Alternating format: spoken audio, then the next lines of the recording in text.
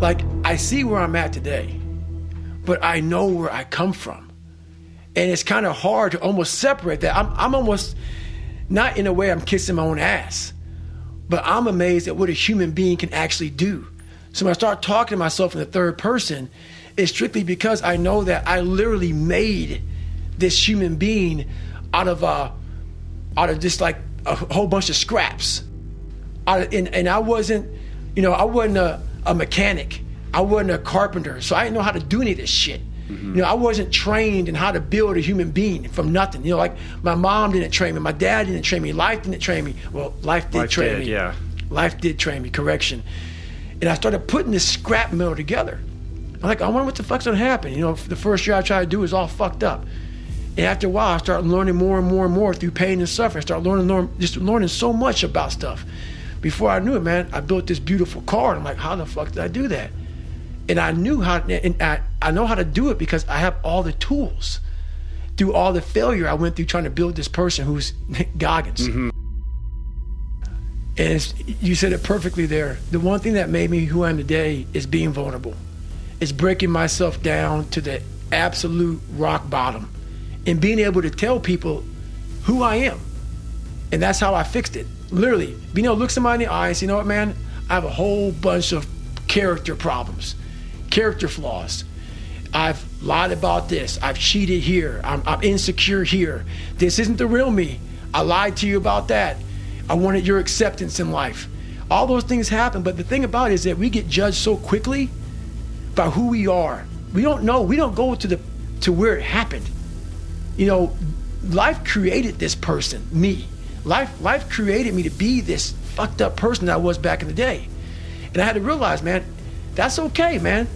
It's not my fault. Now I gotta go back and fix this shit though. Mm-hmm. So a lot of this isn't your fault, why you do some things you do, why you feel the way you feel. But no one's coming back to save your ass. You have to go back to where the shit started, wherever that place is for everybody, and have the courage to go back there and start fixing what broke you. And that's when I was like, hey, I'm fucked up. I'm gonna go back and fix this though. It's ugly. Yeah. And what's funny about it is that as you're trying to fix yourself and dig yourself out of this deep hole that life, society, and you helped also, those people who you saw down there in that hole who were there with you, who were your friends and people who you counted on, because you meet the people in the same situation that you're in life. Those people become your friends. And the second you try to get out of that situation and become better, those people are in that grave, in that dungeon, just yanking at your heels, man, saying, get the fuck back. Oh, no, come on back here, motherfucker. Yeah. You ain't gonna make me feel like shit by you getting out of this hole. Who the fuck do you think you are? So I get that all the time now. People would constantly remind me of who I used to be back in the day. And they always come out of the woodworks, man. Versus my God. That's still happening? You know what? When you come from a small town, and you come from a place that a lot of people don't want to come out of it and get out of it, and all you want to do is become somebody, when you have small town mentality is a real mentality. You've got to be able to get out and let your mind see open-mindedness. Because a small town, what it does to you is it closes your mind. Completely closes your mind. Not everybody. This isn't everybody. A lot of people. You have to be able to go out there and create open-mindedness. You need space. You need space to see the world. Like a lot of racism, a lot of ignorance in the world, it comes from people not being out and seeing other things, seeing other people, seeing all kind of shit. That's why we judge so harshly, because our minds are so closed to the reality of life, period. You're not the smartest person in school. I had that issue. So my big thing was how I addressed that problem was I had to sit down. Each thing that is wrong with you has to be a focal point. You can't look at this gigantic list and say, I gotta change all this shit. My God, this is crazy. No. You take off the first one. I wanna be smarter. For me, that was my thing. I have to become more intelligent. I have such a severe learning disability, man. I can't retain shit. I had to now get that one thing and then strategize in that one problem. How can I do this? I'm not gonna learn like you. I'm not gonna learn like anybody else. How am I gonna figure this out? So I then figured out, okay, Where are my strengths here? Where are my weaknesses in learning? All right, man, how am I going to do this? And I figured out a way to do it by just strategizing. So how I learn to this day, if I have a big manual to study, I will have to get a bunch of spiral notebooks from the daggone store. And each page, I have to write each page out, maybe 10 times. So there was a 1,000-page dive manual that I got 18 months before I went to dive school. Most people, I'm not smart, I'm gonna go see if I can pass this test. I realized, hang on a second, I'm not smart. How can I get past this? How can I get through this obstacle? I need to acquire this book 18 months in advance because it could take me 18 months to write down each page over and over again to then put it to memory.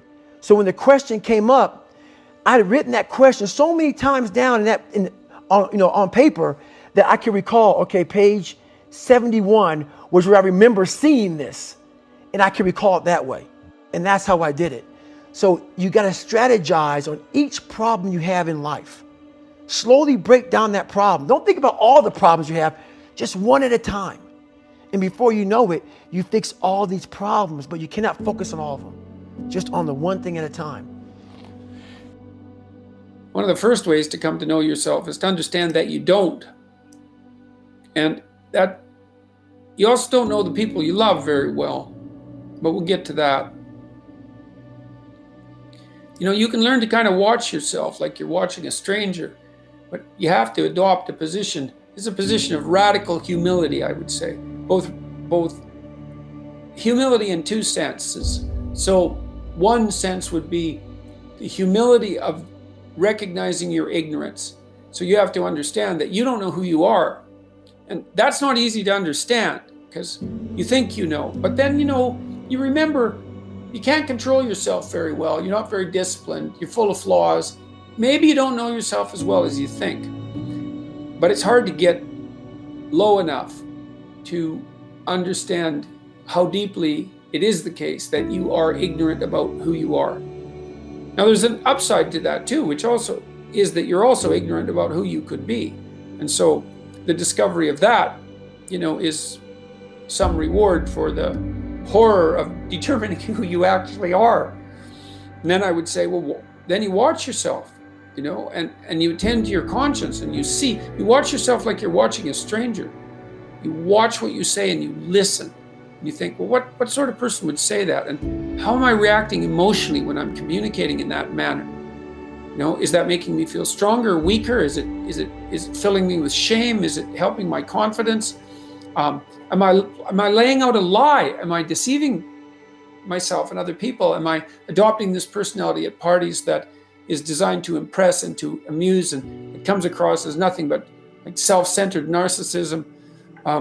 What are my dark fantasies? What are my aggressive fantasies?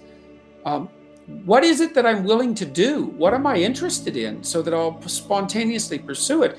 What do I procrastinate about and why? What am I unwilling to do? What do I think is good? What do I congratulate myself for accomplishing? And what do I berate myself for failing to confront and to implement? Those are all incredibly complicated questions, and you don't know the answers to them. So that's a start. And then in terms of potential, well, you'll discover a little bit more about your potential as you discover who you are, especially the darker parts of yourself, because then you discover your potential for mayhem. There's some real utility in that. A discovery that you're dangerous. It's such a useful discovery. It's actually something that strengthens you, because the first thing that a realization like that can in fact produce is the ambition to incorporate that danger into a higher order personality, that dangerousness into a higher order personality. And that can make you implacable. That can make you someone who can say no when you need to say no. That can make you someone who won't avoid necessary conflict. And so that's unbelievably useful. And so that's one of the potentials that you might discover. The other thing you do to discover your potential is you challenge yourself. It's like Rule 4 in my book, 12 Rules for Life, is compare yourself to who you were yesterday and not to who someone else is today. And that's kind of a good way to start this. It's like, well, take a bit of a look at yourself and think about what's not so good that you could improve, that you should improve by your own standards, and that you would improve.